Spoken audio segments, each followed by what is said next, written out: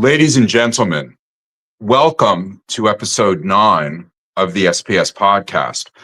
As usual, I am Sean Patrick Sullivan, and I am grateful, surprised, and quite frankly, verklempt to have as my very special guest, Chris Gore, the publisher and editor of Film Threat. This is an interview that never would have been possible without Dr. Dahlia Schweitzer, PhD, my very good friend, as well as Chris Gore, who worked with me through dozens, hundreds, perhaps thousands of cancellations, reschedulings, and technical errors. That's true. Chris, how are you today? I'm doing good, Sean. Doing good. I want you to know that this is a very important interview for me. I feel as though I've arrived, not only because I'm on camera with you, but also because the Ozempic finally kicked in this morning and I am nauseous and therefore going to be a star. That's great. I'm just only on half a cup of coffee, so give me a Well, moment. it's earlier there. You're in LA. Yeah, my brain is booting up. Okay. So I'll go easy on you with the following question. Yeah. What keeps you in LA when it seems as though so many are fleeing? Oh, wow. Starting with a banger question. What keeps me here is a couple things. I grew up in Michigan, which I love. You can't take Michigan out of me. I have what I like to call a highly tuned bullshit detector. A lot of people think I'm from New York. I'm from Michigan, and I can tell when people are full of crap, which a lot of people in the entertainment industry are. So, for example, if you say you're going to do something and keep your word, people are surprised like you did a magic trick because so many people make promises they don't keep. But I know I was going to do this interview no matter what. It was a question of when. This is my busy season, award season. I'm seeing at least one film a day, if not sometimes two or three, and going to events. So that's why I'm perhaps low energy at the moment. But I You know love the what? weather. It's perfectly fine because whatever you lack in energy, you're more than making up for with hairdo. You have Yes. stellar hair, Chris. Talk to us about it. What are your beauty secrets and how did you achieve those luscious locks? I don't know. I think it's I have perpetual bedhead. So that and also don't give a fuck. And I think that's sort of my secret to a lot of things. I don't give a shit. I see uh idiots online or things that people allow a lot of online things to affect them. Yes. I don't give a shit. And I like to say a who gives a shit attitude attracts people in a good, in a positive way. But I want to answer all your questions. So the hair, it's just what it is. It does what it does. And um, I don't use much product. I just go to sleep on a bed, a wet head of hair, and this is how it turns out. So, but living here, I love the weather. When I came to Michigan, my then girlfriend, who became my wife, we had 2 kids in the 90s. They are grown adults. They have their own lives. They both live in California. I have other family here. The only thing keeping me here is family at this point. I Got do it. love the weather, and I also love the movie business. I love Hollywood. I'm a member of the Academy Museum, which I love that museum. I love film history. I love driving by a building in downtown LA and saying, "Hey, you know that building there? That's where they shot the scene at the police station in Blade Runner, which is Union Station in downtown LA." It's beautiful, beautiful. I mean, the architecture, the history. Um, and I do love, I'm very anti-corporate. So meaning I'm not a big fan of big corporations when it comes to anything. I think corporations kill creativity. That's why I'm a staunch supporter of independent film and independent minded creators like, and I admire people like Steven Soderbergh and Christopher Nolan who can you work with studios and make what they want to make. But side note, so that's why there's even businesses that I will uh patronize, like a bar, a restaurant. I generally know the owner. So when I go there, the person I'm giving money to, I know that person's name. But if you go to Cheesecake Factory, other than the waiter or waitress you're tipping, where does the money go? To a big faceless corporation. So there are a lot of small businesses, restaurants. And then I also have a group of friends that we go to movies every week.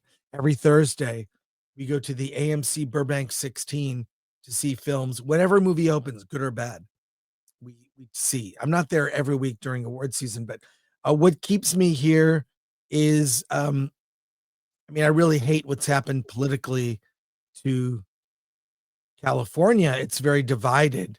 It's you have one party rule, and they pay no attention to the needs of the people on the other side of the aisle, and in fact go out of their way to vilify them, our friends and neighbors and people we know. So I'm really against any political division. I think it's small-minded. I think the mainstream media has driven a wedge between Americans, and it's criminal. You see families driven apart, friends. I won't, be your friend because you think this. We stop being able to have discussions about ideas. But anyways, I love California. I love it. It's my adopted state.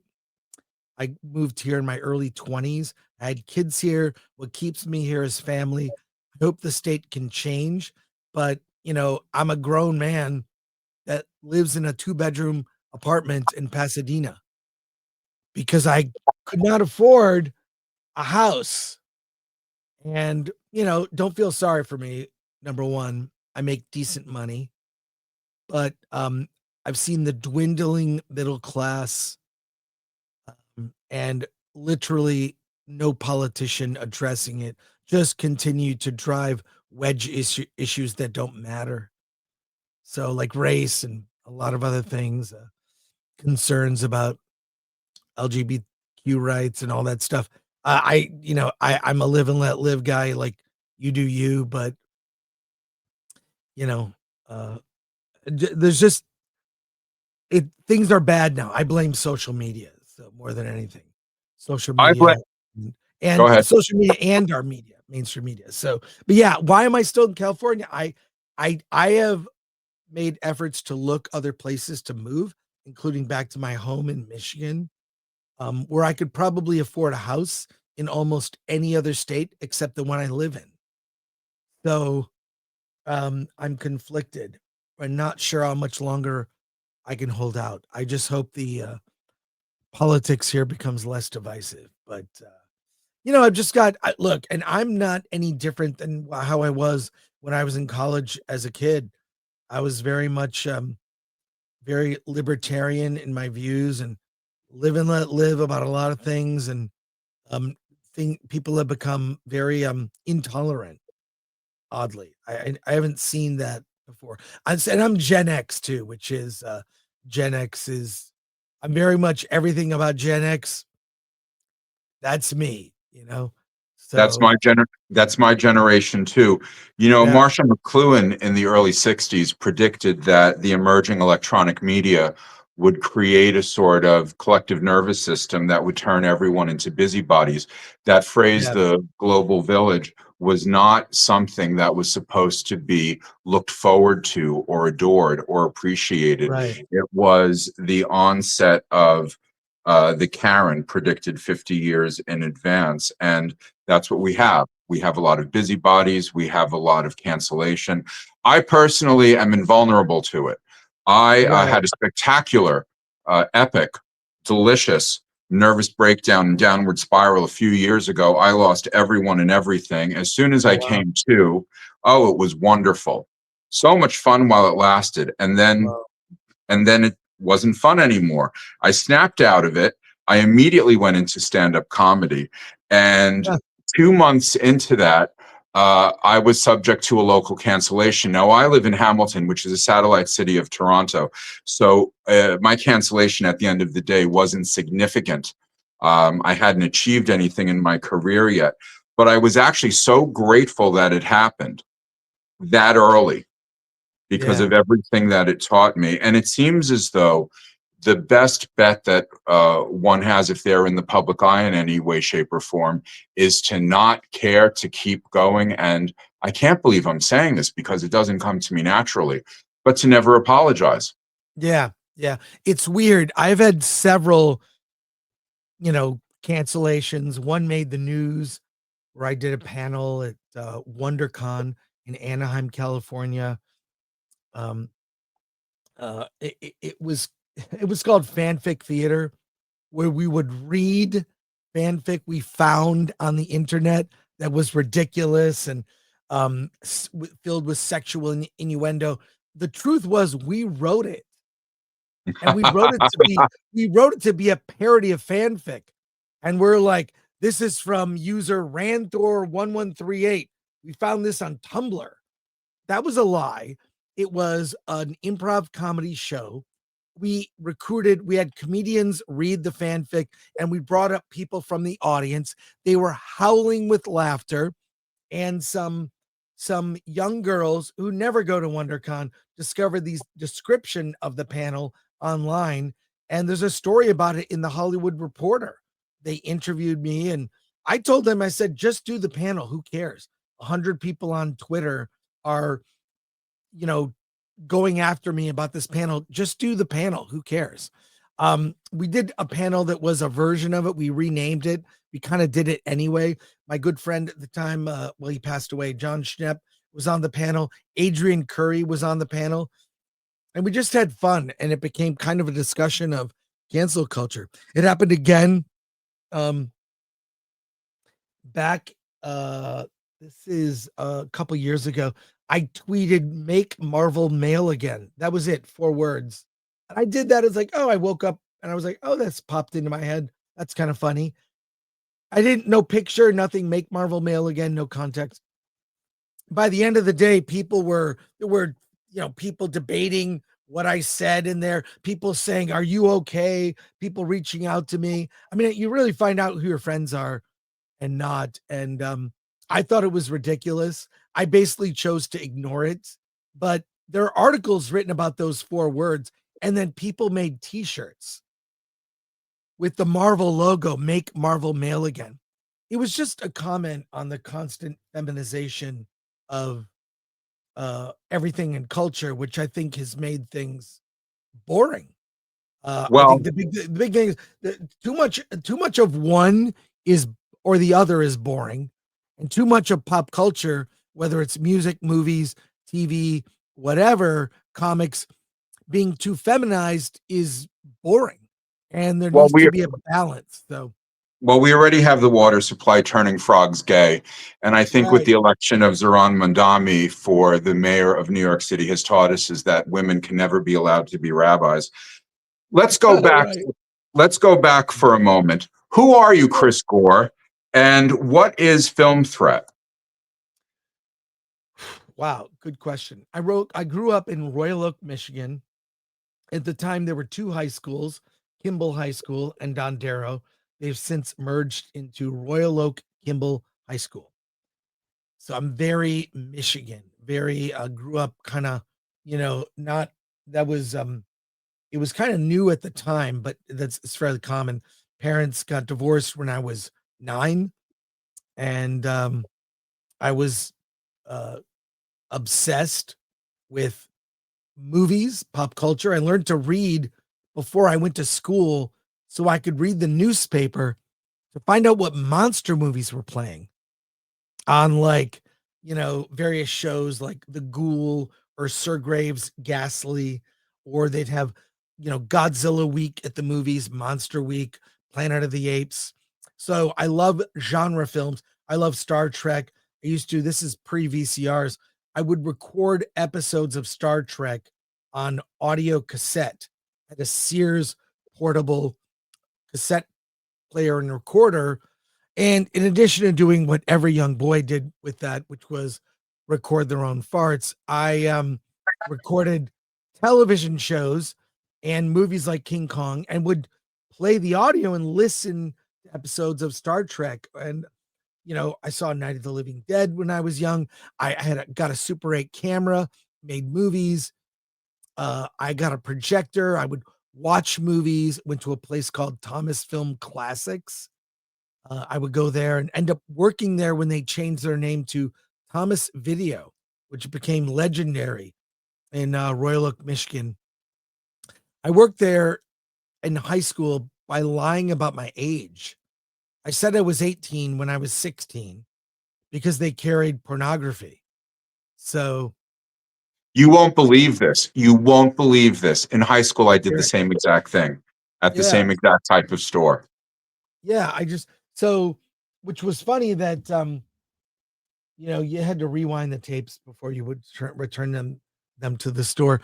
Um, Almost never were adult films rewound. You could pinpoint the moment at which people were done with the film. And there you go. But I worked there for years. I was terrible with customers because it was constantly recommending movies that made them upset. Like I would recommend, you want a good comedy? How about this John Waters movie, Female Trouble? So I got in trouble for that. They put me in the back. You know, uh, I was transferring people's home movies to video. That's what I did because they liked me. I was just terrible with customers. So So you were always in the film industry, commenting, critiquing, yes, analyzing, observing. When yeah. did Film Threat get its start? And tell me about how it's evolved, because it's taken a few different forms versus what it is right now. Well, it's how do I explain it? It's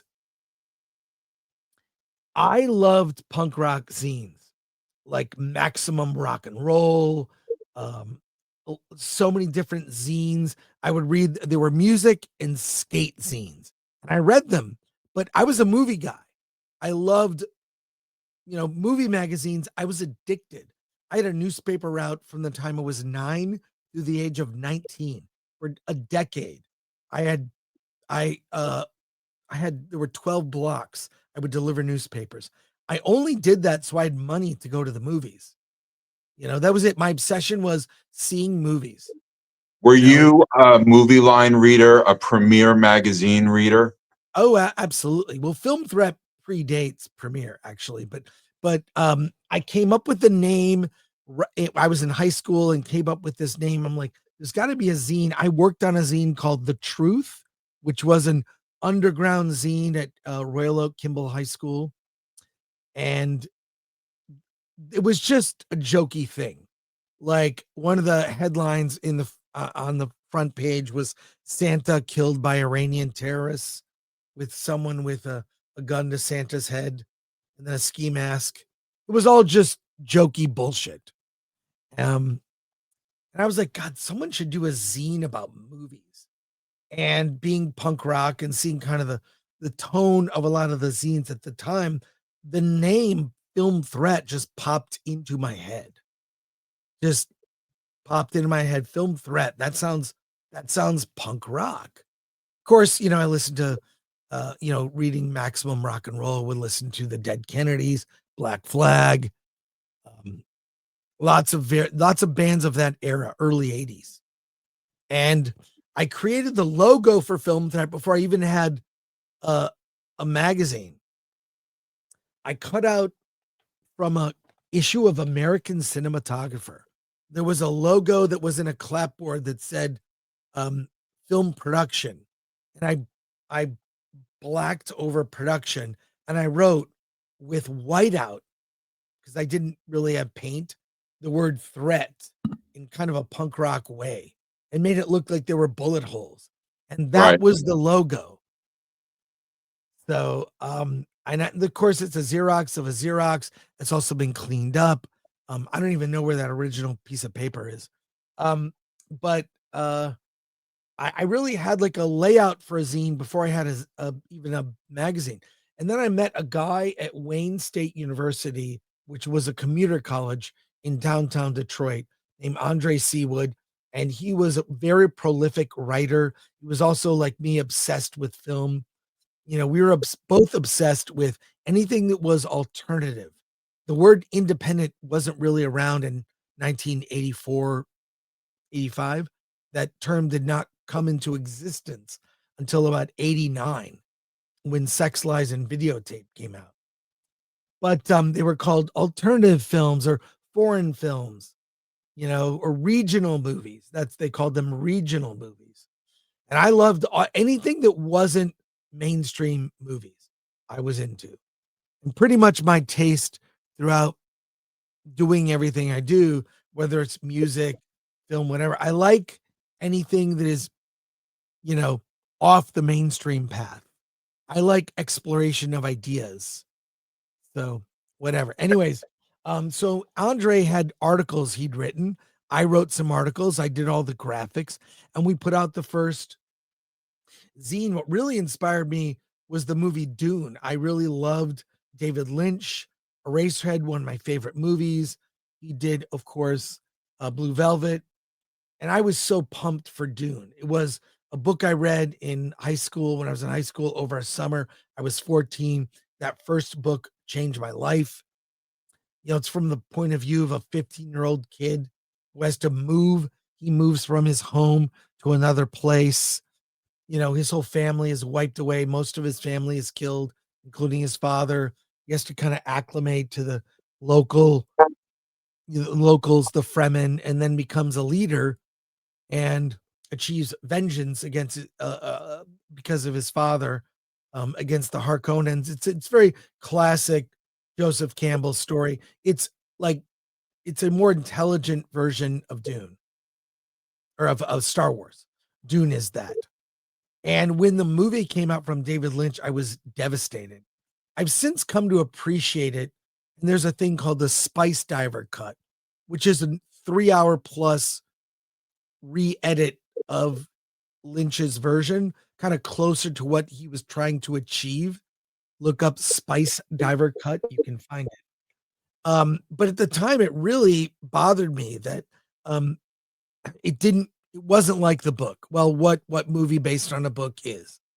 So I was so angry about that. That inspired, I'm going to put out Film Threat now.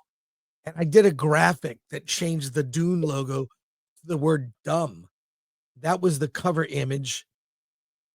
It's a zine. You can find pictures online of it. And I gave it out free to our history of film class on February 6th, 1985. I paid for the printing of 500 issues with a $50 check that bounced. I had to pay Kinko's, which no longer exists. So that's how the first issue came out. Andre Seawood and I kept doing issues. He became very political, and I was all about satire. I prefer to explore ideas. I think there's more. This is pre-memes, right? We had comic strips and movie parodies in every issue, and I did those. And this is kind of, I guess, the precursor to memes, was because I think so much can be conveyed with a simple graphic or idea, like a single panel comic strip, like something from the New Yorker. It's like you look at it, it seems simple on the surface, but there's so much more going on. So that was kind of what my contribution was. I was more the marketing guy, the financier, the idea guy. I was less the prolific writer, and Andre was very prolific and very, I didn't understand half of what he was writing. Now I do. He was very much a socialist, communist. I was more on the capitalist side. And within a year plus, we kind of parted ways. He just, we didn't agree, even though we were incredibly close friends, inseparable. Andre and I. He was black. I'm obviously white. And we would Really?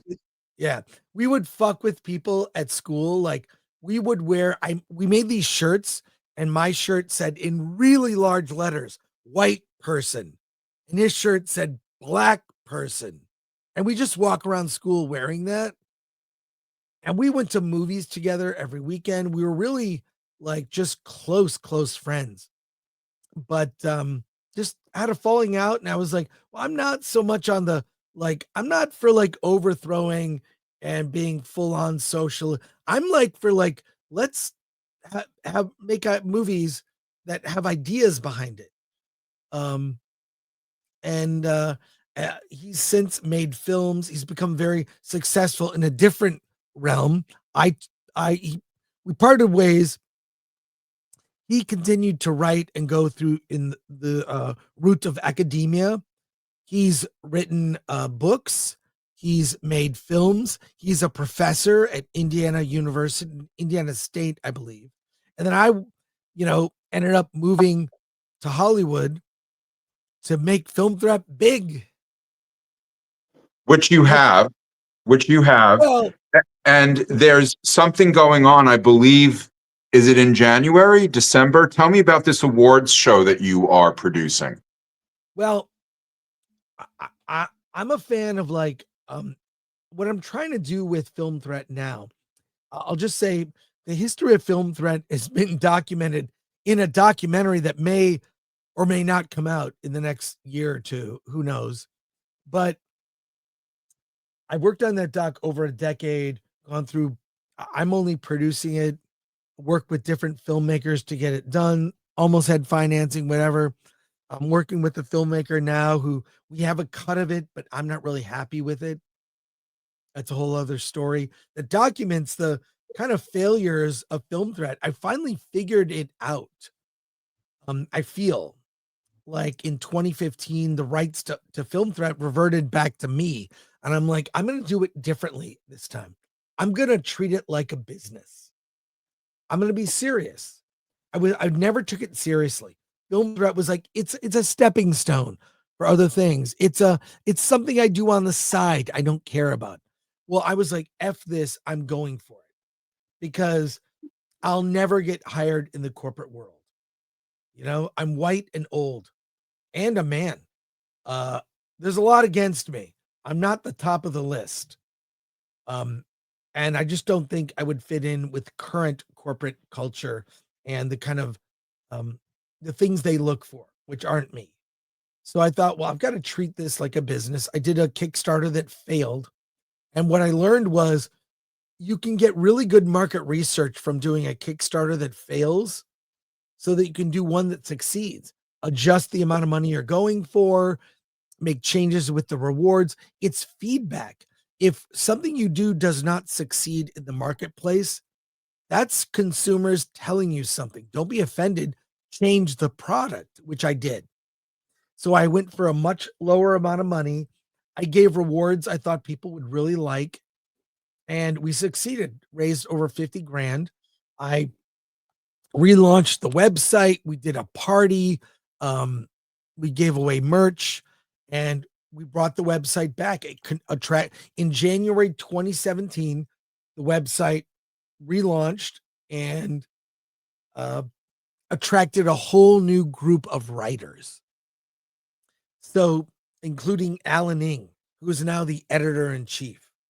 He's amazing. My friend, we met before 2017, but I ran into him at some party and he's like, yeah, I write reviews. I said, you should write for us. In any case, my dream was always, I came up with this idea for a TV show in 1993 called Award This. The concept behind Award This was this. This was the idea behind it in 1993. It's a very long answer to your simple question. That the Oscars are boring. The musical numbers suck. The commercial breaks are too long. And the speeches suck. I pitched and sold to Comedy Central a TV show called Award This. The idea was to watch the Oscars with Comedy Central in your picture in picture. So we would do wordless commentary, commenting on what was happening live at the Oscars. And then during commercial breaks or of the musical numbers, you tune back to Comedy Central for bits that we would do, little comedy bits. One was going to be me walking up Hollywood Boulevard with an Oscar hugging strangers. Just yes, yes, hugging strangers and getting people's reaction, like a punked video. And we sold this show, and literally weeks before the show was going to happen, they canceled it. They were afraid of lawsuits from the Oscars. But I never forgot that idea. Years later, Film Threads relaunched, and I knew it would take at least 5 years to make the business succeed. But I wasn't going to make mistakes I made in the past. So, um, I sort of redid the business model in terms of advertising, made it really cheap for indie filmmakers to click a button and buy their own ads. Assuming it's not porn, we'll take ads from anyone, but we don't do porn or adult content at all. So my whole thing was we'll do a website, then we'll do a YouTube channel, and then we'll do an award show, and we'll create our own ecosystem. Film Threat is also on Rotten Tomatoes, right? So we're a highly desirable place to get reviewed because it contributes to your Rotten Tomatoes score. So you get reviewed on Film Threat. When movies come to theaters, we review them on our YouTube show. And then every year, we've got about 30 writers that write for Film Threat from all over the world, all over the map politically, So, we just review the films, and then we keep track of the ones that are the best in certain genres. Like, oh, that's a really good indie romantic comedy, or that's a good indie horror film. At the end of the year, we review about 2,000 movies in 1 year. When I say we, I mean the collective we of Film Threat. Okay. All the writers. So that's about 2,000 movies. Of those 2,000, under 100 are nominated for our awards that award this. And we go by genre category.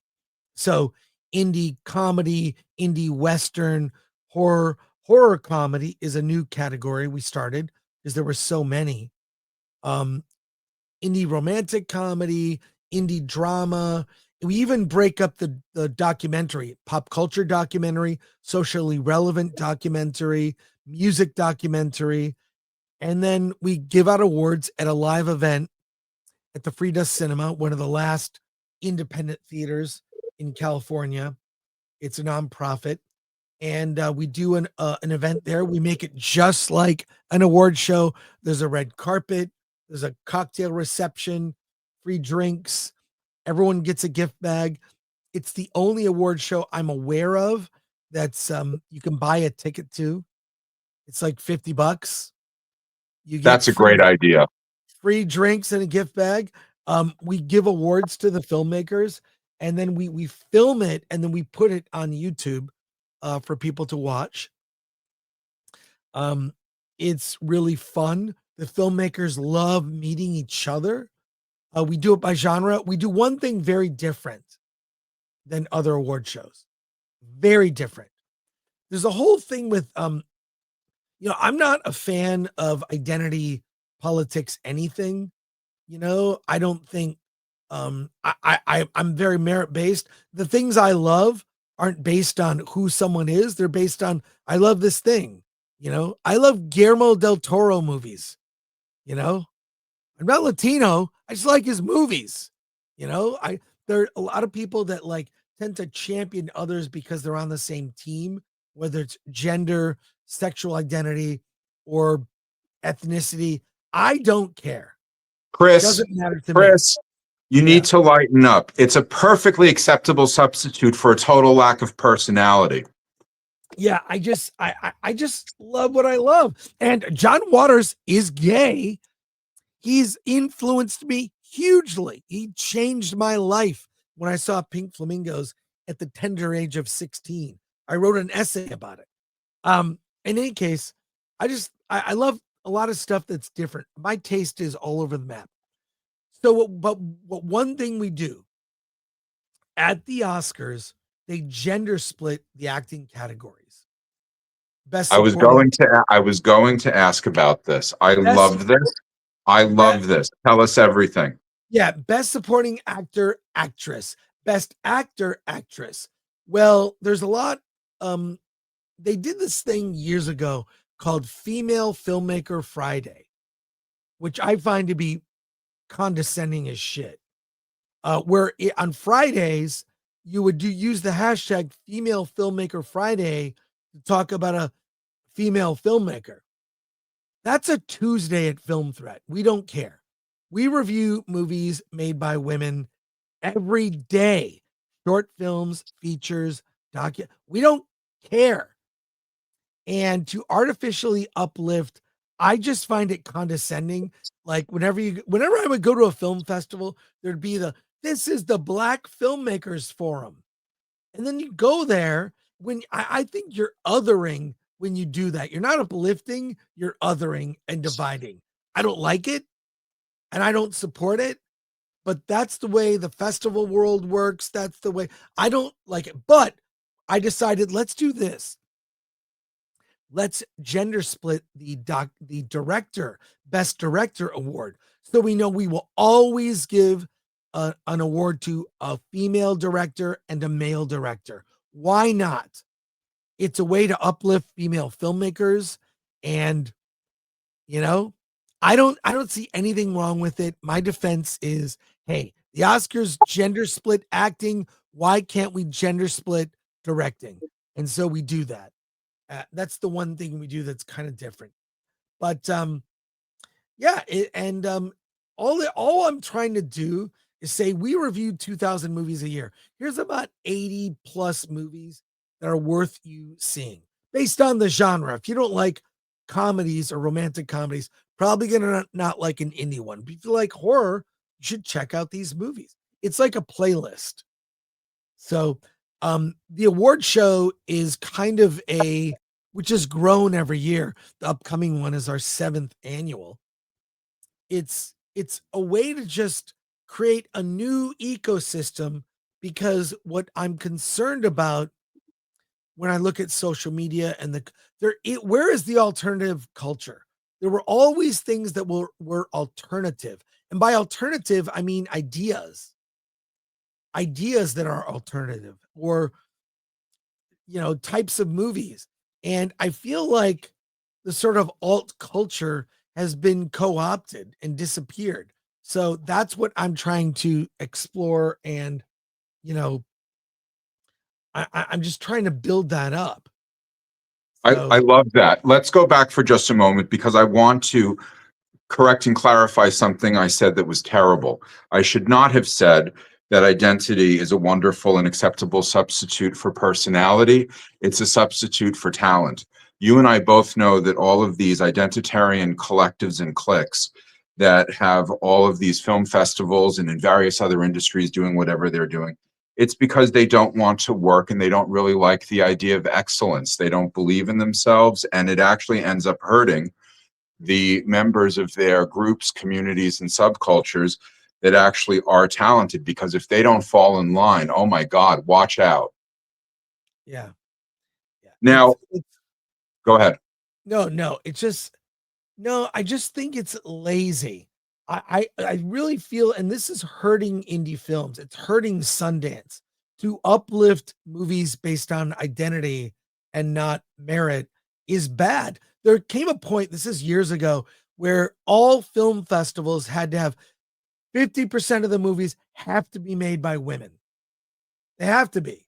And because of that requirement, what that did is pushed out other filmmakers who did not happen to be female. So really great movies made by not women were like not accepted. And then some movies that were mediocre just because they were made by women were accepted. And what that did was it made you go, wow, I just saw 3 movies made by women. They weren't that great. And it's not that there are not great movies made by women. That's actually not, that's not true. There are plenty. But when you force identity on as a requirement, there were barely movies being made by women. So you're accepting really mediocre movies just based on identity. It gives you the false impression that all movies from that identity group are not good. That's not true. It's just that because identity becomes a requirement, you're accepting movies that would normally, if merit was the rule, you would not accept. Well, it's also terrible for the audience. I uh, loathe the word gay, queer even more. Um, I am homosexual, although not a practicing one. I have taken a vow of celibacy for 2 years because I am clearing all the negative energy of my past from my chakras. I love every minute of it, this monastic lifestyle of mine. And I have to tell you that when I watch anything that is marketed by virtue of its rainbow mafia creation or content, I'm appalled and disgusted. One of the things that I loved about the coded films of the 40s, the 50s, the 60s, the 70s is that it spoke to the fact that my experience is undocumentable and unreproducible. I don't actually like the idea of seeing people who look like me, have experiences like me on film. I view myself as an individual. I view cinema as a way to not only document what goes on in dreams, it's really the only technology that allows us to do that, but it is also something that allows us to expand our horizons. I mean, if we really wanted to take advantage of what cinema has to offer, we would fire every high school history teacher and just dedicate that money to glorious, fantastic films about all of the interesting things that happened. We all know that young boys especially love world history, ancient history, etc. So I am seeing a lot of anti-queer, anti-trans backlash. I love every minute of it. It turns me on. I couldn't be more thrilled. And I look forward to more personality and individuality-based filmmaking, although something that I've always been curious about and something I want to ask you about is when the iPhone came out, I kind of thought that there would be this massive flurry of films made on $2,000 budgets by individuals with their iPhones, and there have been a few, but have I missed something, or did that never really materialize?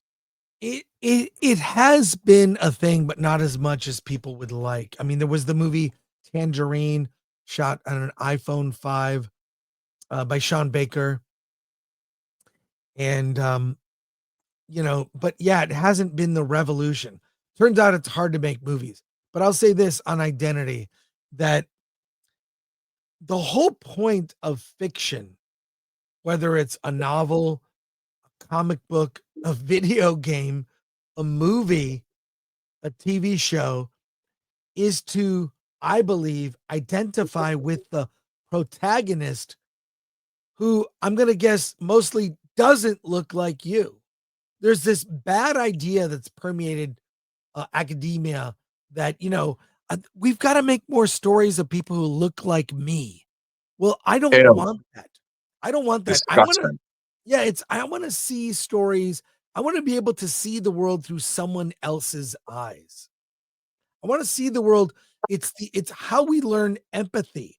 It's how I have never seen a trans story where I've been able to identify with the person. Seen a lot of bad films starring trans characters, and they've done a horrible job of making it identifiable or universal. Maybe it's because they're all targeted to 8-year-olds. Just kidding. Go on. No, but but I've seen definitely films about gay people that I identify, or I feel what they feel. I may not be gay, but I feel what that person feels.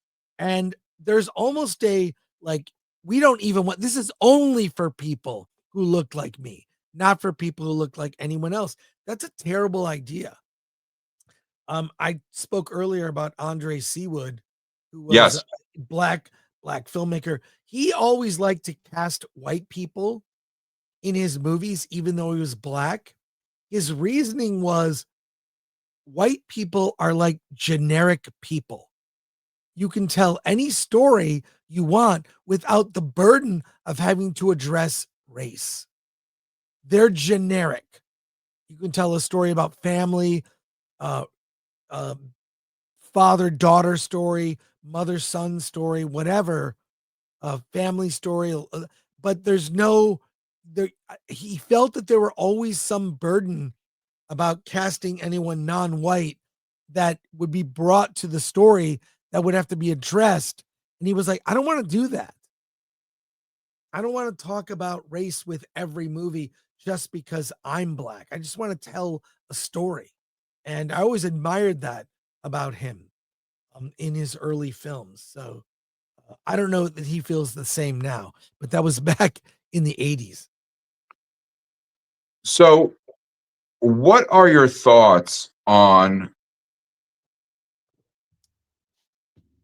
AI and the emergence of a different type of entertainment industry that's run by tech bros rather than artists and visionaries? And do you see localization, decentralization, film festivals, maybe something new in terms of movie theaters, supper clubs, etc.? What, if anything, do you see on the horizon to get us not only out of this identitarian mode that we're in, but also this very cold, anti-human, generative moment? I'm I embraced technology in the beginning. I loved it. I love that you could make a movie with a video camera, high 8 before iPhones. I loved it. I think I have observed, because I've lived on a long enough timeline, that it's a net negative. Tech comes into any industry, let's say taxis. Taxis working fine. And then they come up with an idea, Uber or Lyft, and it's like, pretty nice industry you have there. We're going to disrupt it. We're going to take 30 to 40% of the revenue that taxis generate, and we're going to take it. We're going to add one layer, convenience. That's all that tech has done. With Uber and Lyft, convenience, booking a taxi was difficult. They added convenience. They paid workers less, and then they took a lot of the money. Airbnb, hotels, the hotel industry disrupted. Every industry tech has come in. They've hurt it more than they've helped it. And what they've done is they've taken an industry that worked fine, maybe that could be improved, efficiency made more optimized that industry. They've hurt it. And certainly with Hollywood has not been made better by streaming. That's why when people go to the movies, they're like, that's a streaming movie. That's not good. And it's a self-imposed. I think AI, we're going to see a lot of slop. We're going to see the special effects industry kind of replaced by AI. I think as long as you own the data sets of what you're creating an animation, if you own it, you should be able to manipulate it. It's no different than doing CGI. I think what you'll see is this. This is short-term prediction and then long-term. Indie filmmakers will be able to compete with Hollywood and make, if they have the talent, almost a movie that looks like it was made for $100 million, a tentpole blockbuster made using AI. We're not there yet, but AI is on that uncanny valley. Looks kind of weird. It's going to get better, but I think in the end, people will get sick of it.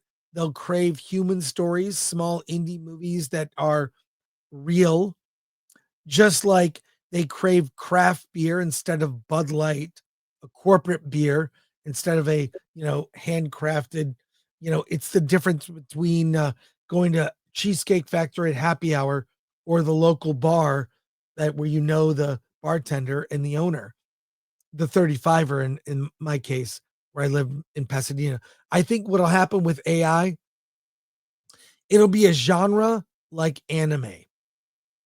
So there'll still Interesting. be so AI will evolve into, it's just going to be a category like anime. Like, oh, did you see that AI movie? It was so weird. It was this or whatever. It's like, yeah, they'll make those movies, but they'll be a category unto themselves, a subgenre like anime. But anime and animated movies can be any genre, Western, you know, superhero, comedy, more serious, like, Miyazaki. So, but I think that's what AI at the end will turn into. And a lot of people will lose their jobs in areas below the line, like scheduling and a lot of other, like, it'll make those things more efficient. A lot of people will lose job. I don't think people will ever accept an AI actor. What you might see is a new movie that stars James Dean and John Wayne. It may happen. It may. I want to tell you the two most compelling, important, revivifying film threat clips that I've ever seen. They really changed the way that I think about Oh, film and media in my career. So the first one was an interview with Justine Bateman, which was absolutely revelatory. I had no idea she was our generation's Camille Paglia. yeah, she's Fantastic. great. She Oh gives my no God. fucks. Oh my God. And I'm so grateful to you for letting so many of us know about her and her ideas and her film festival, Credo 23, And 24, by the 24. way, she is gonna be on Film Threat Live at the first week of December. Okay. She will be live. You should watch live. Okay. Absolutely. And the second one was this brilliant piece that you did on practical effects, focusing on the work of Buster Keaton. Oh, you like that? Because when you did that, Yeah. it made me realize that there are so many film students who never ever get a hands-on experience like that. Just like at the local fashion university, for example, Mhm. students are no longer required to sew or ever come into contact with textiles. No, And that's that ridiculous. perhaps one of the ways that we can halt our descent into the matrix is to have these multisensory experiences for the students who will end up running these industries. So, Yeah. can you please refresh people as to, or let people know what that segment was about and what its importance is? Well, real quick, back to Justine Bateman. I follow her on social media. She's been Yes, very outspoken. She's I been can very never get outspoken. enough Justine Bateman. Yeah, she is really like ringing the alarm bells about the implosion of Hollywood. It really is. Hollywood is the new Detroit auto industry. It's what happened to the auto Yes, industry, which got broken up and moved everywhere around the world. yes. That's happening to Hollywood now. Hollywood films are less relevant. So please, I hope you watch our live Justine Bateman interview. I believe it's December 5th or roundabout. Okay. Anyways, um, as for the Buster Keaton thing, it just showed how simple these effects were. It's like they had to figure out how to, in a way, they're like illusions or magic tricks, right? Like you're doing a magic trick live and seeing there's one where Buster Keaton dives into a woman's like stomach and she closes a briefcase and then walks away. It's the weirdest thing you ever saw. Like, It's and so among surreal. among others, where he's like hanging off a ledge, and that's forced perspective. He's not off a ledge, but um, like how simple those effects were. George Lucas used effects like that in Star Wars. He literally used every film trick that was available up to that time when he shot the movie in 1976. It's crazy, um, wildly creative. But just watching how they did things in the silent days, that will teach you a lot. And I highly recommend seek out those videos and even see those movies on the big screen. I always love when The General, a movie about a train, Buster Keaton on a train, and it's a phenomenal movie. Phenomenal. I love that film and go try to see it whenever it comes to a retrospective screening. But it's really knowing those tricks are available. And I think that while AI will be that, hey, it's the sparkly new thing, it's not going to be every movie. Just like CGI, the whole CGI animation. Well, that's most of the animated movies, to be fair. It's not all of them, and it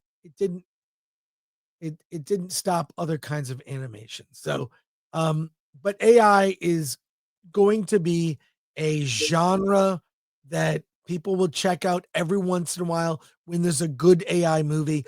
I'm not fully anti AI like Justine will probably have that debate. I think there's an ethical way to use AI. I am against using models that are based on stuff out there in the public space. I think you have to own legally what you're using, you know, which Yes. means sourcing or purchasing a library and paying a license. There's got to be a way to ethically use it. So, and there are good uses of AI. I saw a couple things. One, I used AI upscaling. That's probably what they're calling it as a way of branding it. When I made my documentary Attack of the Dog, um, we had a lot of footage that was like 480 and we had to upscale it to 2K. And we used a program that would AI upscale. AI is like a branding word in a way, but it's actually not artificial intelligence. It's simulated intelligence. It's not artificial. Um, so I used that for my documentary just to upscale the images that were like in 480. Did not look great. So, um, in any case, uh, like I think there's a way to use it that's good. And the way that what I believe though is the way the studios will use it, the big movie studios, to replace people and make movies less expensive. And you're going to see it creep in. The very first thing you will see AI creep into is children's programming. Because when I'm talking about like single digit age, young kids, a lot of that programming is garbage already. And they'll just The replace, worst. yeah, it'll all be AI and no one will notice or care. But again, and I think the best case scenario is it evolves into a genre and sort of a curiosity. But in a given year, you see a lot of different kinds of things. And every once in a while, they say this AI movie, it's like a Back to the Future Part 4. Let's go see it. I think that'd be awful, but they could do it. You know, I use it in my day-to-day work. I'm a one-man show, but every time that I use it to do something as minor as refine an image or bring some nasality out of my voice, not that it does a great job, um, I feel guilty about it, especially after your interviews with Justine. Now, CGI and AI ruined Wonder Woman for me. That No Man's Land scene lost a lot of the power that it could have had for me because it just looked so terribly fake. And on the other hand, it saved Superman for me. Superman, the new one, is the first movie that I actually enjoyed the CGI. Usually I loathe it. Mhm. Any comments? I'm not a fan of that movie for other reasons. I think the effects seemed subpar to me only because the story wasn't strong enough to hold my attention. Objectively speaking, the special effects in the Christopher Reeves Superman, as much as I grew up with it, if some of the effects are great and some are god awful. But I excuse the effects that are not good because I'm so involved in the story and the character, the 1978 Richard Donner Superman. James Gunn Superman, I don't think it's made for me.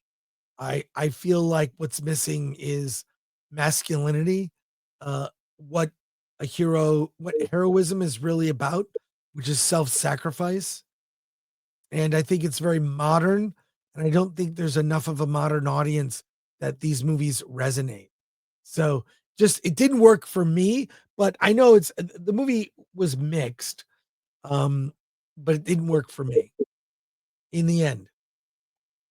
What's it like for you to review so many movies that are so pedestrian given your uh, punk rock background and attitude? Well, most movies are dismissible. They're not bad, but they're not good either. They're meh. I call them movies. They're just like I see them and forget them by the time I walk out of the theater.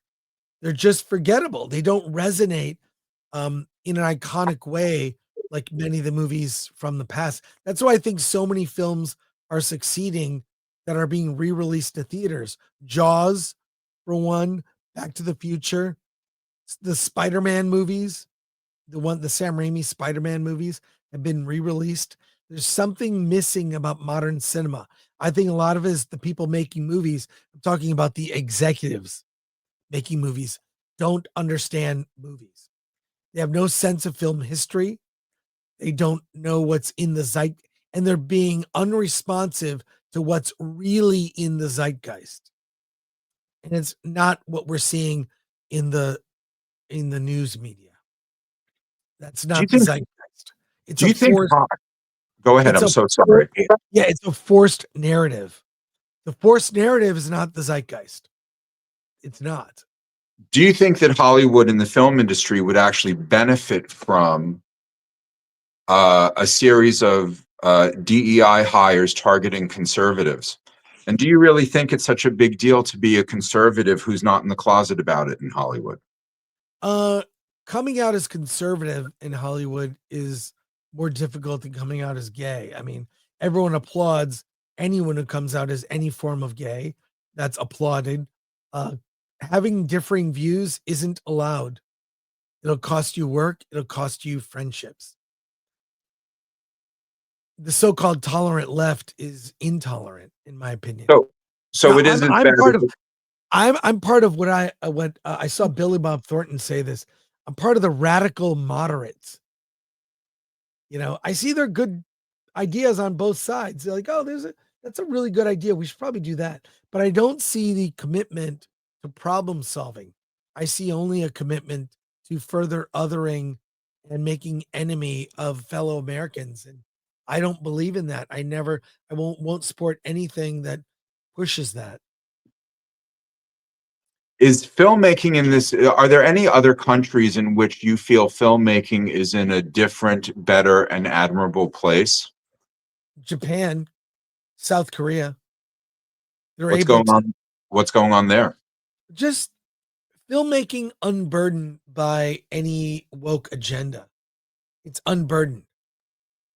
So it's just they don't care about it. It doesn't matter. So And what are you aware of, or do you have any hopes for movie theaters as an industry and as a business? I am very concerned. Um, I think movie theaters will always exist, but they can be greatly diminished. So, for example, there were 6,000 drive-in screens at the height of the drive-ins in like the late 50s, early 60s. Currently, there are 300. Just the drive-in thing is no longer a thing. So it's possible that movie theaters will not survive. They will, you'll just see. I mean, we lost what 2,000 screens after the pandemic, and we're going to lose more because um, there's not consistent product training the audience to go to the theater every week. So it's sad to see. I don't can't remember a week that went by where I didn't go to at least one movie, if not three. So um yeah, it's going to change. A friend of mine, April Wright, she makes documentaries and she has a documentary series called Going Attractions.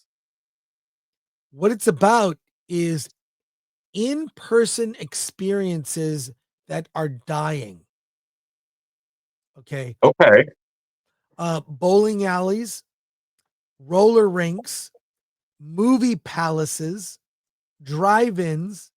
She'll make documentary about a kind of thing that everyone used to go. We're going bowling. Hey, bowling alleys, few and far between now. Roller rinks, there are less. It's the death of in-person experiences. We're too tied to this and technology and on our devices. And yeah, in-person experiences are suffering. And that includes movie theaters. Yeah. Well, this has been a delightfully depressing episode of the SPS talk show. I think I might have mistakenly called it the SPS podcast earlier. That's a different program. Sure. In all seriousness, Chris, I could talk to you for a million years. You're such a delight. This is such an honor. But I know that you have other things that you need to do. I do want to let you know that one of the things that is great about Ontario, and there aren't a lot of things that are great about Ontario, we have utterly spectacular drive-in movie theaters here. Oh, great. There's a family, I don't know the family's name. They own somewhere between 5 and 8 in Southern Ontario. The best French fries you've ever had in your entire life. The sound quality is spectacular. The majority of locations have fully restored clubhouses, bathrooms, restaurants from the 1950s in tip-top shape. If you ever come visit for any sort of reason, we do so much recording here. I am at Laidlaw United Memorial Church in Hamilton right now. We're currently in the process of building a podcasting studio and performing arts venue. A big charity event on New Year's Eve to make that happen. Within blocks, Handmaid's Tale, Reacher, so many shows. If you ever find yourself in need of a visit, I will take you to every single drive-in movie theater. They're all spectacular. Oh, that's great. Thank you so much. And thanks for having me. You're right. I mean, we could talk a lot longer. Maybe we'll do a part 2. So, but this was a lot of fun. I would love that. Ladies and gentlemen, this guy over here is Chris Gore. And Wait, he's so much. Okay. And over here. It's the other way, but that's okay. It's all good. It's all good. Yeah, We'll figure it out. We'll fix it in post. Ladies and gentlemen, thank you so much for watching. Chris Gore, bye-bye.